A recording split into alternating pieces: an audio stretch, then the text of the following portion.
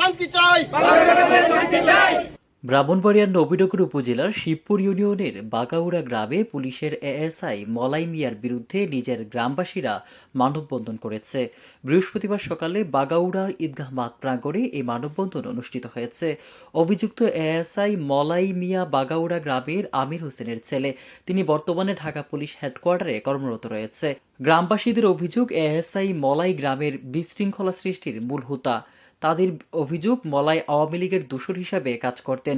তিনি ফ্যাসিস্ট সরকারের আমলে প্রভাব খাটিয়ে গ্রামের মধ্যে বিশৃঙ্খলা সৃষ্টি করতেন। ছুটিতে গ্রামের বাড়িতে এসে বিভিন্ন দলীয় কোন্দলের জন্য ইন্ধন যোগাতেন। ভিন্ন মতের লোকজনদের উপর দলীয় প্রভাব দেখিয়ে বিভিন্ন অপকর্ম ও নির্যাতন করতেন। এসব অপকর্ম, নির্যাতন ও অত্যাচারে গ্রামবাসীরা অতিষ্ঠ হলেও বিগত দিনে ভয়ে প্রতিবাদ করার সাহস পেত না। এখনও তার এই স্বভাব চলমান। গ্রামবাসীরা অবাক হয়ে প্রশ্ন করেন, সরকারের পট পরিবর্তন হলেও মলাই পুলিশ কিভাবে এখনও বহাল তবিয়তে রয়েছে।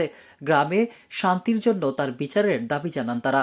মানববন্ধনে অংশগ্রহণ করা বিএনপি নেতা মঞ্জুরুল আলম মজনু বলেন, এএসআই মলাই ফ্যাসিস্ট সরকারের একজন দূষর, আওয়ামী লীগের আমলে বিভিন্ন অপকর্মের সাথে জড়িত। তিনি আরও বলেন, প্রভাব খাটিয়ে মলাই গত ইউনিয়ন পরিষদ নির্বাচনে বিজয়ী প্রার্থীকে তিনি প্রভাব খাটিয়ে পরাজিত করিয়ে দেওয়ার অভিযোগ রয়েছে তার বিরুদ্ধে। বিভিন্ন মামলা বাণিজ্য সহ অসংখ্য অপরাধ করে আসছেন মলাই। তিনি প্রশ্ন করেন, পুলিশের চাকরি করে কিভাবে প্রতি সপ্তাহে বাড়িতে ছুটি কাটাতে আসেন তা অজানা। মলাই মিয়ার শাস্তির জন্য তারা মানববন্ধন করছেন। এ সময় উপস্থিত ছিলেন মঞ্জুরুল আলম মজনু, মোহাম্মদ শহীদ মিয়া, শাহ আলম, আজিজ সরকার, মোহাম্মদ বুরহান উদ্দিন, সাত্তার মিয়া, মালেক মিয়া, খুরশিদ মিয়া, ফয়সাল মিয়া, হাবিবুর রহমান, দুলাল মিয়া, মোহাম্মদ মুমিন, ফজিলত খাঁ, মোহাম্মদ বাক্কার হোসেন মিয়া, শামসু মিয়া সহ গ্রামের বিভিন্ন শ্রেণী পেশার মানুষ এ সময় উপস্থিত ছিলেন। আমাদের গ্রামে যে মলাই পুলিশ আছে, এই মলাই পুলিশে গ্রাম আইসা এমন কোনো বিশৃঙ্খলা নাই, এমন কোনো অশৃঙ্খল নাই যে করে না। আমরা তার বিরুদ্ধে বিচার চাই। এখন আমার যে অসুবিধাটা হ্যাঁ করছে, আমি দুইটা বাচ্চা নিয়ে আমি এখন মানুষের দুয়ারে দৌড়ে ঘুরতেছি। আমি এক মহিলা থেকে কিছু টাকা আমি ধার নিছিলাম। সে ধার টাকা নিয়ে সে এটাতে হস্তক্ষেপ করিয়া আমার থেকে 2 লক্ষ টাকা সে আমার থেকে আদায় করে নিয়ে নেয়।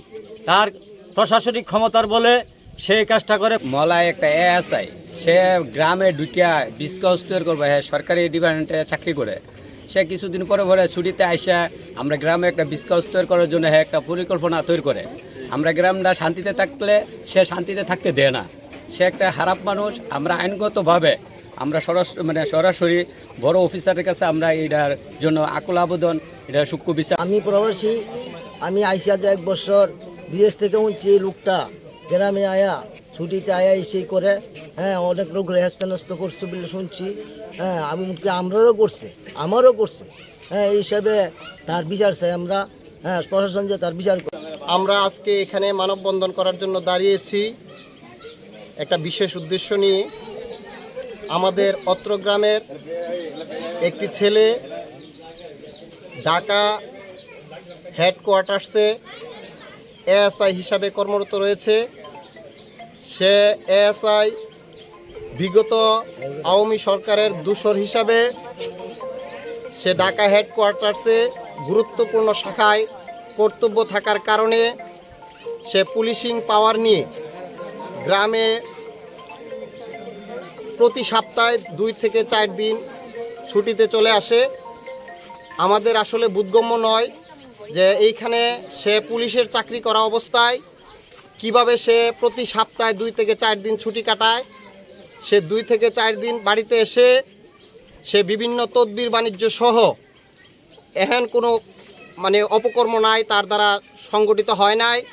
সে বিশেষ করে গত 2টা স্থানীয় সরকার নির্বাচন অর্থাৎ ইউনিয়ন পরিষদ নির্বাচনে সে সরকারি অফিসার হিসাবে ডিউটি না করে সে কিভাবে ছুটি কাটিয়ে নির্বাচনের দিন সশরীরে উপস্থিত থেকে সে তার পুলিশিং পাওয়ার দিয়ে, প্রশাসনিক শক্তি দিয়ে সে তার বেসমেট সহ বিভিন্ন প্রশাসনকে বাইস্ট করে বিজয়ী মেম্বারকে পরাজয় করার জন্য সে তার পুলিশিং পাওয়ার দিয়া ক্ষমতা অপব্যবহার করেন।